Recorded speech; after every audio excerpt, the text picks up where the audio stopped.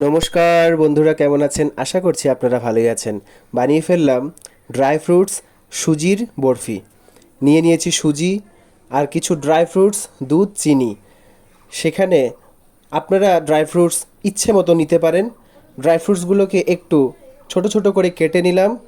কেটে নিয়ে তারই সাথে শুকনো খোলায় এলাচিকে সামান্য নেড়ে নিয়ে একটু গুঁড়ো করে নিলাম। আর গুঁড়ো করার পদ্ধতিটা একটু কিন্তু সেই সেকেলে। আর হ্যাঁ, আমার চ্যানেলে যারা নতুন অবশ্যই চ্যানেলটিকে সাবস্ক্রাইব করে বেল আইকনটা ক্লিক করতে কিন্তু ভুলবেন না। দিয়ে দিলাম সুন্দর দেশি ঘি। তাতে ড্রাই ফ্রুটসগুলোকে একটু ভেজে নিয়ে সুজিটাকে ঢেলে দিলাম। আর অবশ্যই হালকা হাতে আঁচ কমিয়ে সমানে নেড়ে যেতে হবে। তখন দেখবেন একটা হালকা বাদামি রঙের কালার চলে এসেছে। তখন দিয়ে দিন দুধ।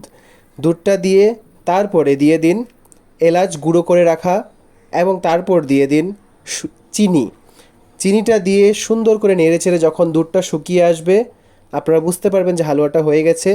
তারপরে নামিয়ে নিয়ে কিছুক্ষণ ঠান্ডা করে বরফি কেটে নিলেই কিন্তু রেডি আমাদের ড্রাই ফ্রুট সুজির বরফি। জগন্নাথ এখন অনবসরকালে আসছে।